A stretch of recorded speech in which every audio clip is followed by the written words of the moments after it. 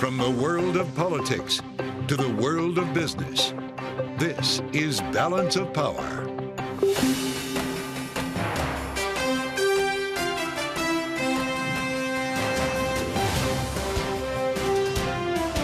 Live from Washington, D.C. From Bloomberg's Washington, D.C. studios to our TV audiences worldwide, welcome to Balance of Power. Alongside Anne-Marie Hordern, I'm Joe Matthew. Making their cases, the 9 Republican candidates for Speaker prepared to pitch their conference in a closed-door meeting in just over an hour. But can the eventual nominee clear the threshold on the floor? Hamas releases 2 more hostages women seized during the massacre raid on southern Israel October 7th. President Biden today saying ceasefire talks should be held after the remaining hostages are set free. Joining us today, Arkansas Republican Congressman Hill on the speakership fight, and former ambassador to Iraq and Turkey, James Jeffrey, on the Israel-Hamas war. So, Joe, in 90 minutes, these 9 men who all want the gavel will make their pitch, some of them fresh faces. Supposedly, yeah. They'll make their pitch behind the conference, but we've had some breaking news in the past hour. Some hopeful news to these families that are waiting to hear more about these hostages. Well, it's pretty remarkable to see 2 more hostages released, Anne-Marie. The question gets back to some of the reporting that you were talking about the end of last week and really became a mainstream story over the weekend. That's the administration working with Israel to slow the roll here a little bit and see what kind of opportunities we can find to release more hostages. There's still no ground invasion of Gaza. No ground invasion, though there is definitely missile strikes and bombardments. But it's not just the United States. Look who is in Israel today. The Greek Prime Minister, Mitsotakis. Tomorrow, Emmanuel Macron. There's this constant flurry of diplomacy. And that potentially is also slowing the Israelis down. Didn't even mention Gavin Newsom. Yeah, he was also there, along with Governor Hochul. That's correct. It's been a who's who. Yeah. It certainly has. All right, joining us around the table to discuss our top 2 stories here in Washington, Bloomberg's Laura Davison and Nick Wadhams. Thank you both for joining us this Monday as we kick off really another crazy week. Nick, let's start with you. The latest on these hostages, 2 elderly women, they were taken alongside their husbands, but their husbands were not released either. Right. I mean, I think what you're seeing here is we had 2 hostages released on Friday, 2 Americans, a mother and a daughter. So there is a deliberate strategy by Hamas in choosing who they are going to release. I mean, obviously, civilians, there's no indication that they would be willing to release any Israeli soldiers. But I think what you're seeing here is a desire by Hamas, in part, to keep some of these, maybe, I don't know if you call them positive, but at least somewhat hopeful talks on the move. Knowing that Israel is under a lot of pressure from the families of a lot of these hostages not to proceed with a ground invasion while these continue. So if you can show, okay, these conversations are having some success in prying loose some of these hostages, maybe that would cause Israel to continue to hold off. And that certainly seems to be what we're seeing right now. Interesting conversation over the weekend about supporting Israel. It was not Joe Biden who, of course, addressed the nation from the Oval Office over the weekend, but Mitch McConnell, who was out on Sunday morning shows. He did 2 of them to try to make the case here for a multi-billion-dollar supplemental budget request. McConnell weighed in on that request on Fox News. Listen. Neither side has done a very good job of dealing with the deficit. However, you have to respond to conditions that actually exist, that are a threat to the United States. Well, this is an emergency.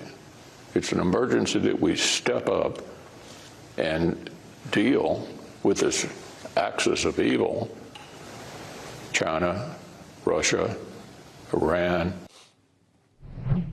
Now, he took a few shots at Joe Biden, but he was essentially singing from the same sheet music here when it comes to this supplemental budget request that could run into some real trouble with Republicans in the House. What did you make of Mitch McConnell's lap yesterday? Well, I mean, I think you see, the old adage that foreign policy stops at the water's edge. Yeah. Domestic politics, once you go abroad, you have unanimity on bipartisan situation like Israel. And this is obviously, I mean, there is no foreign policy issue like Israel that unites the right and the left. I mean, there are some progressives, obviously, who are pressing Joe Biden to push for a ceasefire, but really there is strong bipartisan support for backing of Israel. But, that runs right into the speaker fight. You cannot approve that $100+ billion of funding for Ukraine, Israel, and a host of other issues without that. So, McConnell saying, listen, this is a priority for us. You guys got to get your act together and get this through. Sure. When you talk about those individuals on the left, President Biden was asked today, should you be pushing for a ceasefire? And his response was, listen, first show me the hostages and then let's talk. But as you said, this is a lot of concern for the White House because they are being pushed by these progressives. And White House Press Secretary Karine Jean-Pierre emphasized the importance of aid to Palestinians, speaking to reporters earlier today. Take a listen. Humanitarian assistance remains a critical and urgent need for Palestinians in Gaza. We know, and we understand this, that much more is needed, and this will remain a priority for us in the days and weeks ahead. So is this how the White House is going to really walk this line, constantly push for the humanitarian and safety of Palestinians in Gaza, even though the progressives want so much more? Right. I mean, what you're seeing is the administration modulating its tone a little bit. They came out right after October 7th, right after the Hamas attack, basically saying, we stand with Israel. Israel has the right to defend themselves. They're now saying that, but it's also, in addition to that, we need to be thinking about the humanitarian issue. And there's an interesting overlap there with the hostages situation, too, because initially we had indications that Israel, the government, was just saying the hostages they weren't saying this publicly, but that the hostages were not their top priority, that what they really wanted to do was go in fast, no matter the cost, even if the cost was the lives of the hostages. So what you're seeing is a real pressure from the administration and EU allies to sort of say, okay, wait, we support you on doing this ground invasion, but take a moment. Let's see if you can figure something out with the hostages and with all those civilians in Gaza. We're going to talk later this hour with former Ambassador James Jeffrey about this. But we have to talk about what's happening on the other end of Pennsylvania Avenue. This is going to be an interesting evening here. We've got 9 candidates behind closed doors. We're basically starting this whole process for Speaker from scratch. Tom Emmer of the 9 seems to be the front runner, majority whip. I'm not sure anybody watching this program's heard of the rest. But at this point, take a look. Maybe Byron Donalds will resonate with a few folks, maybe Mike Johnson. But we're talking about a whole new slate of candidates here. Does anyone reach critical mass this week? Will we have a speaker by the end of the week? The short answer is probably not. House Republicans are on the path to burn through another week. That puts us another week closer to that November 17th funding deadline, potential shutdown. I mean, you're going in with 9 candidates. None of them have a super strong base of support. Tom Emmer, as you mentioned, the guy who is the front runner, does not have Trump's backing. So that is a huge obstacle for him. Is that only because he certified the results of the election? That he's also very much seen as a moderate. He is not a friend to the more kind of conservative Freedom Caucus side. He is much more temperate in his demeanor as well as his politics. The question is when do the conversations start to get real? And when do we start talking about a caretaker? When is it Patrick McHenry or someone else who comes in to steer the ship for a short period of time, get through some of these aid packages, spending packages that need to happen now, and then this fight potentially spills over into next year, potentially really complicating what the 2024 presidential primary looks like when you have Republicans basically at civil war. Wow. Right. A lot of these individuals are not just thinking about the floor vote they might have to take for speaker. They're actually thinking about how is this affecting my constituents back home, given what they see every day on the news regarding me and my colleagues. So what you're saying, though, is the closer we get to November 17th, that becomes a pressure point where they almost have to act, do or die? They have to do something. The politics of having a shutdown while not being able to coalesce within your own party behind a speaker, Republicans get blamed for that shutdown 1,000%, and there's really no coming back from that for them. The question is, what kind of powers does this person have? If you have someone who doesn't really want to be speaker, you look at that list, a bunch of names, someone who's not even, a chairman of a committee or even in leadership now, they might be willing to accept terms of a speakership that are really weak just because, hey, why not do the job for a couple months? But that's really what remains to be seen of who can get people to coalesce behind them. As we've seen, it only takes 3 or 4 people to sink any candidacy, and this party's really divided. Well, it says a lot that we keep coming back to Patrick McHenry here, and that may well be the solution, an empowered temporary speaker. I'm compelled by Libby Cantrell's note to clients today at PIMCO. The more the House becomes the price taker, not the price setter, the longer this goes on. The Senate's moving right now on a continuing resolution. They've found a way to do this to potentially jam the House. Yeah. The longer this goes on, then the House is going to have to accept what the Senate comes up with, right? And frankly, that's always the case. In the Senate, you need 60 votes to move anything. They're sort of fighting over positioning and politics versus, you know, even if Kevin McCarthy were still Speaker, they were still going to have to accept and pass a Senate bill. We're just reverse engineering it, I guess, this time. This is something else. So tomorrow we may be talking about an actual nominee who probably will not get to 217 points. It feels like it's almost going to be the same makeup of Jordan on the floor, but just different members voting against. So he had the moderates voting against him. If it's a Tom Emmer, it's going to be the Freedom Caucus individuals. This could be actually happening around this time tomorrow, right? So I guess we'll find out in real time. Oh, my goodness. Bloomberg's Laura Davison and Nick Wadhams, many thanks for the insights today. Coming up, Congressman French Hill, right in the middle of all of this, the Republican from Arkansas, will be with us next. This is Balance of Power on Bloomberg TV.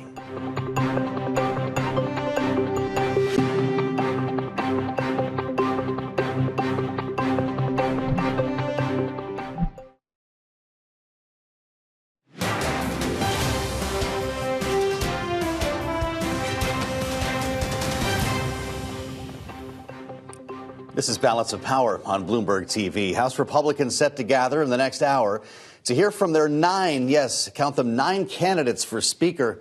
Let's go now to Congressman French Hill of Arkansas. The Republican will, of course, be in the room when this begins in the Longworth House Office Building, 6:30 p.m. Washington time. It's great to see you, Congressman. We've talked about this from so many different angles at every stage of this saga so far. You're starting from scratch, essentially, behind closed doors with 9 candidates. Tell us how this is going to work, because after the formalities here in your Q&A, I'm guessing it's going to be pretty late in the evening. Are you bringing in the cots and the food for a late night? Hey, Joe, I think we ought to bring in Bill Murray to kick us off with a couple of episodes from Groundhog Day. That would be a great way to start. I'm with you. I like that. Yeah, so we expect to hear from our candidates tonight, take Q&A, and then tomorrow morning we'll begin a series of voting where the person with the lowest number of votes drops off. So we expect to be voting all morning tomorrow to try to narrow this down as to who would be our speaker designate, and then have the conversation inside our conference. Can that candidate get up close to 217 votes?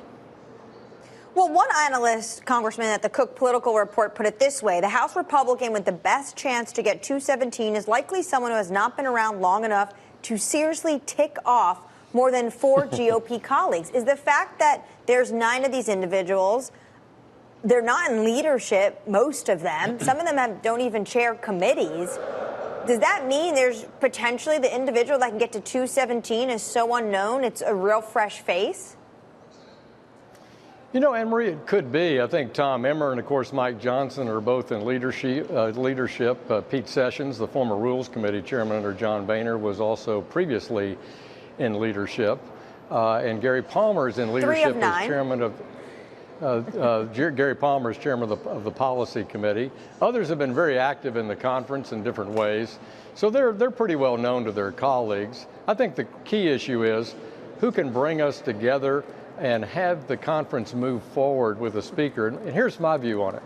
Look, we need to hang together as a conference. We need a leader. We can't dispatch this budget negotiation with the Senate, or deal with Israel or Ukraine, or deal with the Farm Bill, or anything else that we have to do this year without a speaker. And we are electing somebody for the next 14 months, basically. And that would be a way to think about this, is we need a Republican leader in the House to lead us through the presidential election year. They're not making a permanent decision forever and ever as to who this speaker is.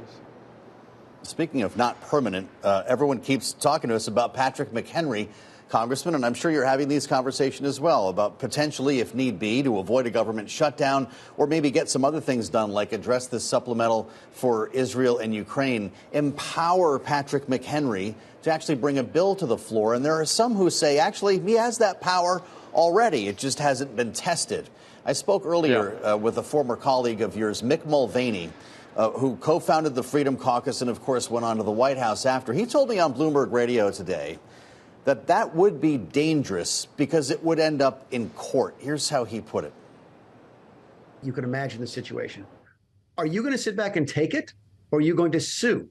And are you going to file a lawsuit saying that Congress was not properly constituted and that this law is null and void that negatively impacts me? regardless of whether or not that's a meritorious claim in the long run, it's going to add added uncertainty to what comes out of that building. And that is not good right now.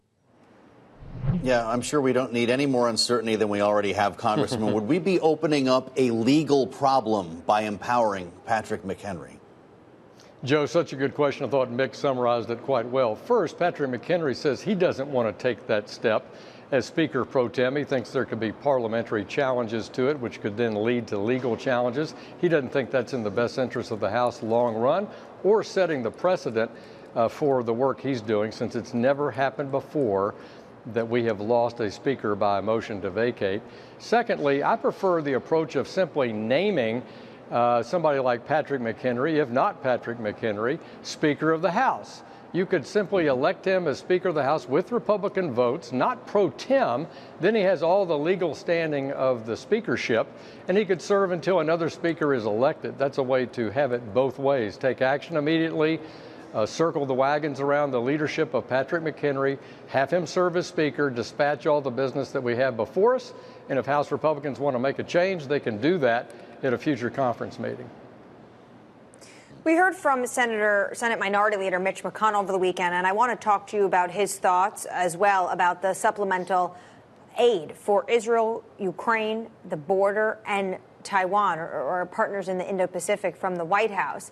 It seemed like Senator McConnell said the Senate would have, some tweaks to it, but he fully endorsed what the White House is doing. Is this something you can see House Republicans get behind? I think that's important. What we're doing today actually is Foreign Affairs, Armed Services, the Appropriations Committee, the Intelligence Committee, all are studying the detail that we've now received in the last few hours of the supplemental, seeing what changes that we would make, if any, and how we would design it in the right way. But look, while I think those tweaks are necessary in several places, from my personal point of view, we've got to have a Speaker of the House before we can go to the House floor and carry on a debate about that bill. So that's the biggest disadvantage we have, is that we are not a fully functioning branch of the legislative branch of government right now. What's your view from the Foreign Affairs Committee, Congressman? Is this ground invasion of Gaza inevitable, a ground operation of some form? Well, I think the Israelis definitely want to take to the ground and go into Gaza to try to clear it and the tunnels of the Hamas terror units and try to rescue those hostages. This is fraught with difficulty. There's nothing more challenging in armed conflict than urban warfare and those kind of conditions. So I think they're being very cautious about it, doing the planning that's necessary. What the United States needs to be doing is that we support Israel in every way we can, with intelligence, with backup resources, with the kind of artillery rounds and Iron Dome rounds that they need, but also diplomacy to not let this escalate, both working with the Qataris on the hostage situation, not letting things in Lebanon or Syria escalate. These are all steps that we can do in partnership with our ally, Israel. Well, Congressman, you actually were just in the Middle East, and you actually went to Syria. And what we've been hearing from the Pentagon is that they're seeing an uptick of drones towards U.S. air bases in Syria, in Iraq. The State Department is evacuating non-emergency personnel in Erbil, our consulate there, as well as Iraq. How concerned are you? A U.S. official is saying Iranian fingerprints are all over this uptick in attacks. How concerned are you about this conflict metastasizing around the region? I'm very concerned about it. I was in Erbil, Baghdad, Amman, Jerusalem, Riyadh, Ankara, just in the past few months, working on this exact issue of America's reassurance of our allies in the region. And I can tell you that Iran is the bad actor. It's been coddled by the Biden administration in some ways that are just unacceptable to me. And they are, in my view, giving a green light to the Shia militia to be active in Iraq and in Syria. And yes, our bases were attacked.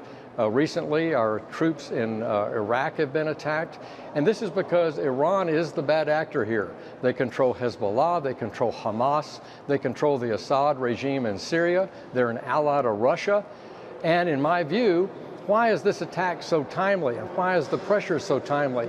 They don't want to see Saudi Arabia and Israel advance peace for the Palestinians or advance Saudi Arabia as a signatory to the Abraham Accords. Congressman Hill, thank you so much for your insight, and good luck with your colleagues this evening. You bet. Coming up with the program, the CEOs of Chevron and Hess sitting down with Bloomberg's Alex Steele and Guy Johnson on the heels of their $53 billion mega merger. More on that and the outlook for the oil market next. This is Balance of Power.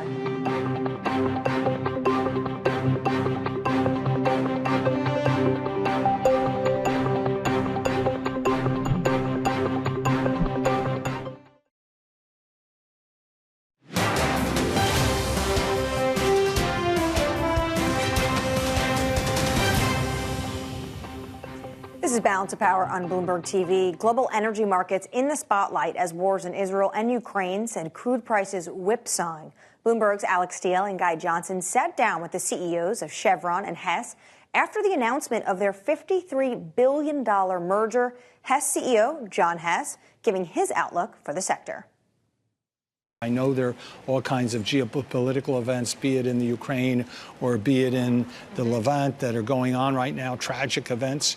But taking that factor out, we think the market's going to be tight and the supply side of the equation is going to have to run fast to keep up with the demand side.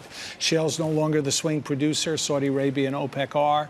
They're going to keep the market stabilized. But I think the real issue for the world to understand is that oil and gas are needed for decades. Yep. They're key to an affordable, just, and secure energy transition. I think the conflict in Ukraine put a shining light on energy security. And at the end of the day, oil and gas are a strategic industry for our country in terms of jobs, 12 million jobs, more than automotive, direct and indirect. In terms of electricity costs, 2 to 3 times less than they are in Europe and most of Asia, and ultimately national security. We're energy independent. Europe buys 70% of their oil. China buys 70% of their oil. So we have a real strength. We should be leaning into it for economic prosperity, but also national security. That was Hess Corp CEO John Hess speaking with Bloomberg's Guy Johnson and Alex Steele. Anne-Marie, you spent a lot of years covering the oil patch. This deal following the Exxon purchase of Pioneer, is there some consolidation wave happening, or are these just individual stories? It does feel like that, and almost makes sense after we've seen a number of these shale companies go bust during the pandemic. Obviously, these are much bigger companies, but this one really seemed to be taken off the left field. No one was expecting this mega deal between Chevron and Hess. The interesting point there is you said shale is no longer the swing producer. The U.S. is the biggest producer of oil, but he put Russia and Saudi Arabia together as the swing producers to really move the market. And obviously that's why there's concerns now with a conflict in the region. Yeah, interesting when you talk to lawmakers about who the biggest producer is, the answers tend to morph. Coming up, 2 more hostages released by Hamas today. Former Ambassador James Jeffrey with us next. This is Balance of Power on Bloomberg TV.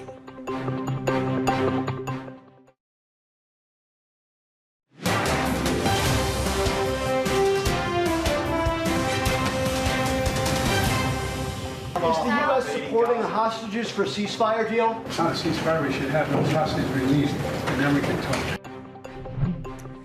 President Biden earlier today, this is 2 elderly female hostages are released by Hamas in Gaza. Chair of the Middle East program at the Wilson Center and former U.S. ambassador to Iraq and Turkey, James Jeffrey, joins us now. Ambassador, thank you so much for your time. This brings the total number of hostages released by Hamas to 4.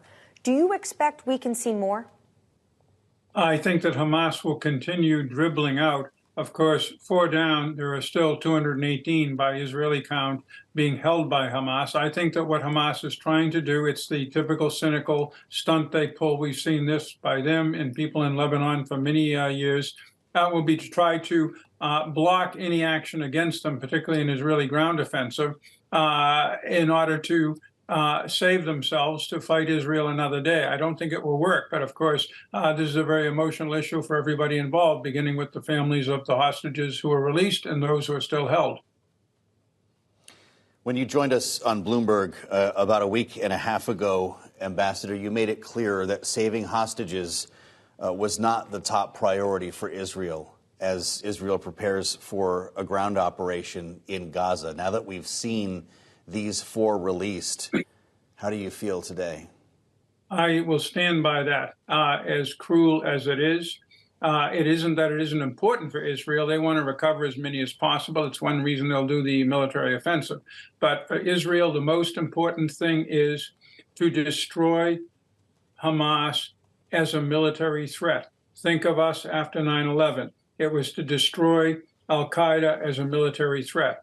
Or in the operation I was involved in, the Islamic State terrorist group in Iraq and Syria, which controlled 9 million people. It was to destroy them. They held hostages, as we know. They held whole cities.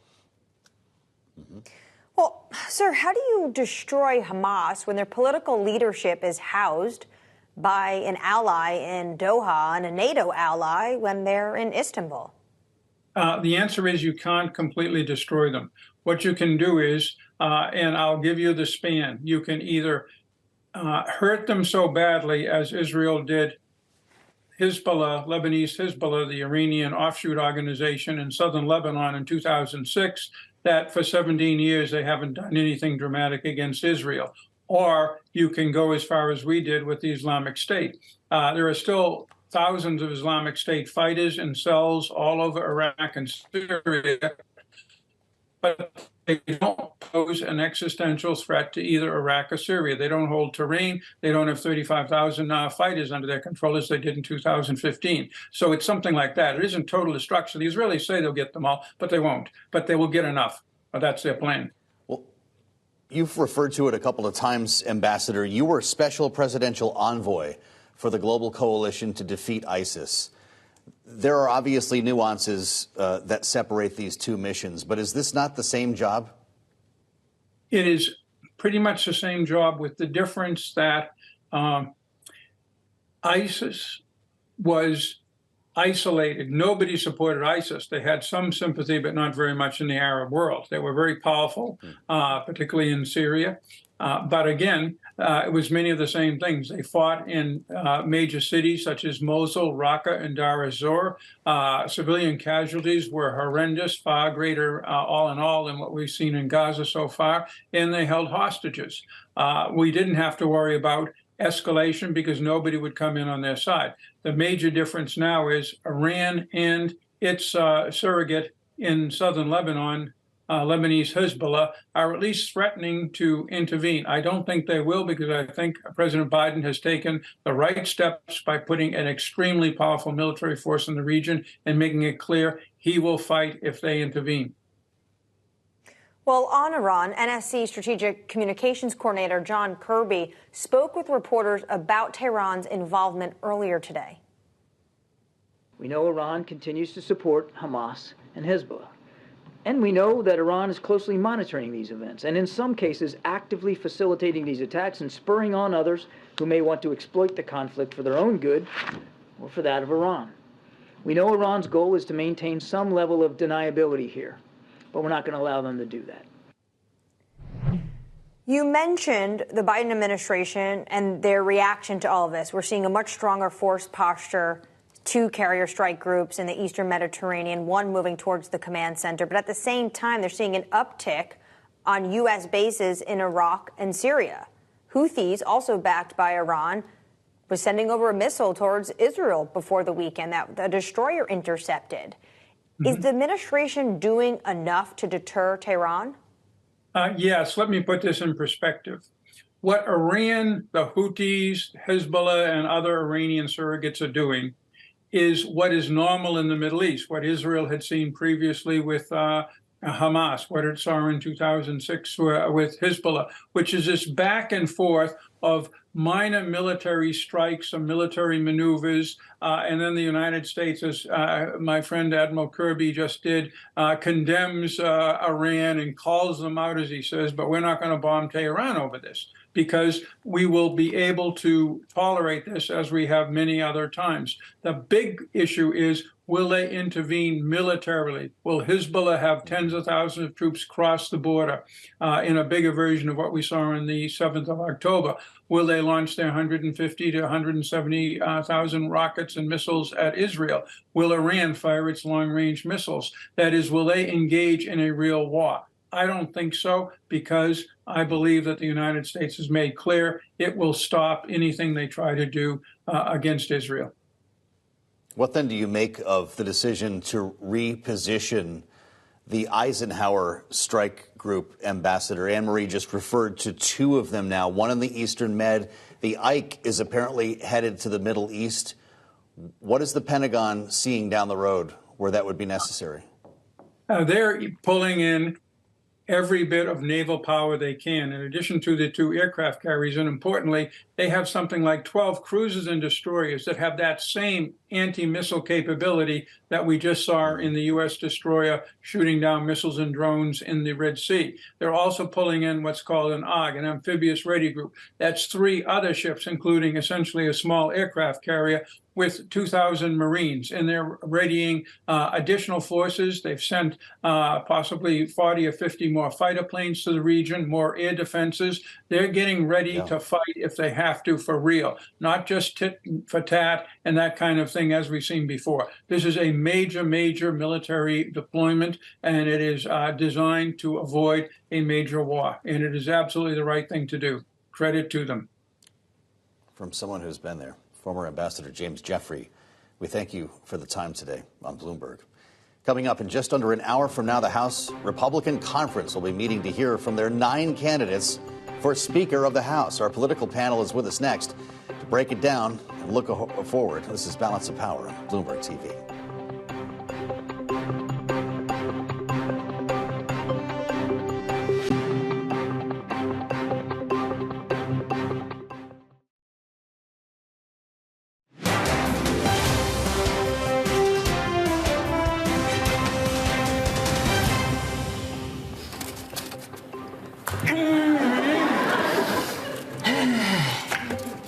Mr. Jordan, do you need another phone?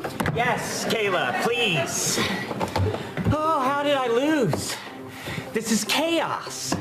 Some of us are here to actually serve the American people. All I want to do is get Congress back to work so I can shut it down again. Saturday Night Live having some fun. Their spin on the failed candidacy of Jim Jordan for Speaker. Let's bring in our political panel. Rick Davis, partner at Stone Court Capital, and Jeannie Shanzano, political science professor at Iona University, helping to set us up for the week. There's a line, Rick, I think if it weren't true, it wouldn't be funny. Is there something there on Saturday Night Live? My line was always, if it's not true, it ought to be. Okay, fine. Same concept, but yeah, getting famous by losing. I used to make a living doing that. Wow, Rick. But yeah, no, I mean, a lot of people are going to be back tonight in the season with Saturday Night Live. I kind of quit watching it in off-election years, and but they do political humor well. If somebody's going to be losing tonight, or I guess tomorrow the votes take place, you lock everybody in a room again, 1100 Longworth. This thing could go into the wee hours. Is it helping to have 9 candidates? I believe you pointed out the same effect that we see on the campaign trail. That means no one is likely to have critical mass in this debate, right? Yeah, this is a screaming reason why you want rank order voting. Everybody pick your first, second, and third candidate, call it a night, add up the votes, and somebody is going to emerge the winner. And this is kind of like that. The loser drops out, yes. And there are a lot of golf betting games like that. And so tonight's just like the beginning of the whole, Calcutta, you pick your teams, you start making bets. Wow. Well, we heard from former President Donald Trump today in New Hampshire. Yeah. And after filing his candidacy, he also spoke about the speaker's race. Remember, at one point, people were actually saying he should come and be the speaker. But take a listen to what he had to say. I spoke to Mr. Emmer. I spoke to a lot of congressmen that called me up, and they all called asking for support. And, of course, I have to hold it for a while. I have a lot of friends that are looking at it right now. As you know, it's a big list. You have a lot of good talent, a lot of very good people. All right, Jeannie, so even the former president is getting involved. At this point, this is becoming more of a circus, and the Democrats, do they just sit back and watch? I feel like the issue is there's a lot on Biden's plate that he wants to get done, and it has to go through Congress. That's right. And, I do think what it's going to take to break this fever is a real external event, and what that could be, we don't know. Or a real threat from inside the House, if you will, where some Republican or a group of them says, if we don't get this done this week, we will go to the floor, we will work with Democrats, and we will either give more powers to our Speaker pro tem or help elect a speaker that way. Because to your point, Anne-Marie, there is so much we all need to get done, from everything you all have been talking about today, about what's going on in Israel, to the Ukraine Ukraine funding, to the FAA, to keeping the government open in just a few weeks. All of those things on their plate, and it is going to take a speaker to do that. So I think we may see Republicans, if they can't get this done this week, say they're going to work with Democrats, and maybe that'll be enough to sort of move this thing forward. Well, you know, Donald Trump said a couple of things there. By the way, Rick, I'm sure there are some memories you have in that room where you file with the Secretary of State in New Hampshire. He said only one man could get to 217, Jesus Christ himself. I know he's got a lot of friends, but I don't think that was the one he was referring to there. And there might be some truth to that, Rick. Do you think that we'll have a speaker by the end of the week? Yeah, I honestly have a hard time looking at the math, looking at the candidates, and seeing any one of these getting to 217. I mean, when you think about it, Scalise couldn't do it, Jordan couldn't do it, McCarthy couldn't do it. So what do they have that these three leaders of the Republican Party don't have? Experience. And I don't really see it. Well, lack of. Well, isn't it?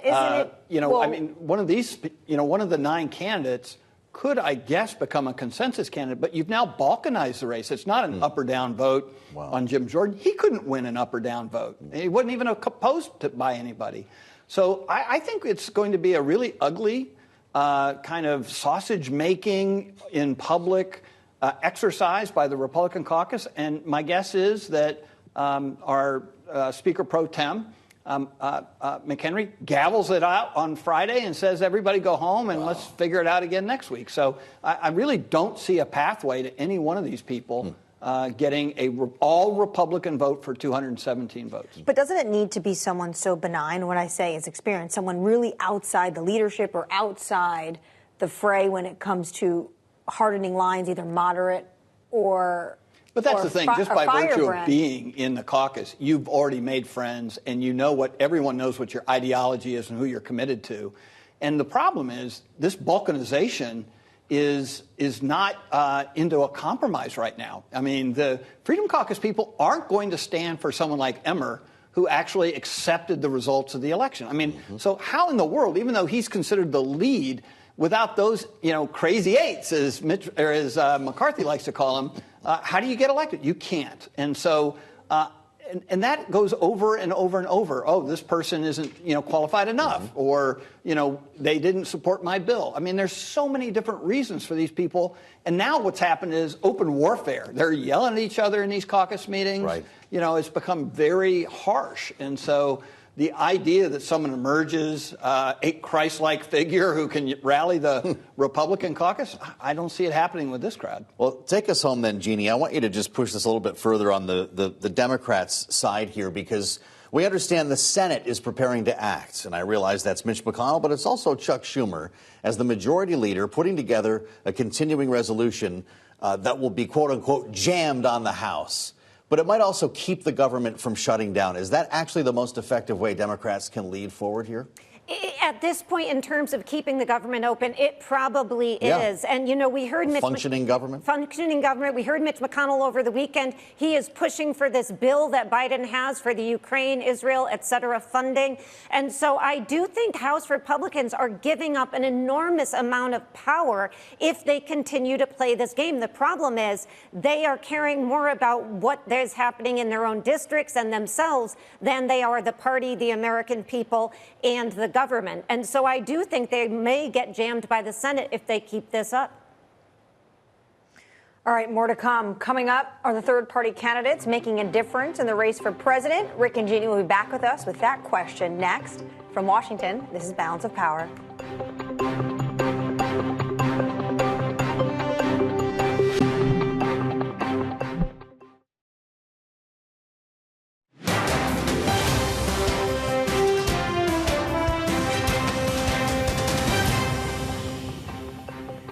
Good afternoon. This is Balance of Power on Bloomberg TV. The third-party candidates are making their presence known in a new poll today, a USA Today Suffolk University poll shows Trump losing support with RFK Jr. in the race. Back with us are political contributors Rick Davis of Stone Court Capital and Jeannie Shanzano of Iona University. So, Jeannie, you have a Kennedy taking and eating away at the former president's lead, who's a Republican. What do you make of this? That's right. And there we thought he may eat away at the lead of Biden on the Democratic side. But when he bounced, it is Trump who is feeling the wrath. Of course, Biden has his own challenges from Cornel West. And I think the story of this poll, like so much of the story of what's going to happen in 2024, is this is going to be an insanely close election where these independent candidates or third party candidates, if you will, and who knows what happens if we see no labels jump in, even if they can pull away a tiny fraction of a vote in a key state, are going to have an enormous impact. And that is a huge concern for Donald Trump as the leading Republican and for Joe Biden as the leading Democrat or the main Democrat in the race. Jeannie mentions Cornel West. You can weigh in on RFK Jr., Rick, because you predicted actually that would happen. Your thought has been codified by this poll that as soon as he goes independent, he strips away votes from Donald Trump. Cornel West gets 4% here. That could be a game changer in a Michigan or a Georgia when it comes to Joe Biden's lead. Yeah, remember, he's getting 4% in a national survey. Yeah. When I've seen state polls, he gets significantly less than that. Okay. But enough, right? I mean, we just saw an election in 2020 where, 2,500 votes would have swung some of these states. Imagine. So this is going to be, as Jeannie said, an incredibly close race. And what we didn't talk about with the RFK Jr. Polling there is that Trump had been beating Biden in a two-way election. Yes, so right. he goes from winning to losing with the introduction of a Democrat as a third-party candidate. And so it just, as Jeannie said, it even gets more complicated if you then take a Republican, put him at the top of the no labels group, and then get him on a bunch of these ballots. Wow. It's hard enough to predict a three-way race. Yeah, it's right. impossible to predict a four-way race. Yeah, and Joe, you mentioned Michigan. And Bloomberg News actually and Morning Consult have this poll of Michigan and 6 other swing states. We want to bring that to you. It's conducted in the field October 5th to 10th, while the attack by Hamas took place on October 7th. And I say that because over the weekend there was a headline from NBC News that was challenging for this administration, and they're probably a bit concerned. Quote, "I will never vote Biden. Some Muslim Americans in a key swing state feel betrayed by the president." Jeannie, what do you make of that? How much work does this campaign need to do to reach out to Muslim Americans, especially in a base like Michigan? It is so important. And in the Bloomberg poll that you're mentioning, Anne-Marie, that was the one state where they were at a dead heat, where they were tied. You had Biden winning in Nevada and Trump winning in the other 5 states. So Michigan, obviously critical.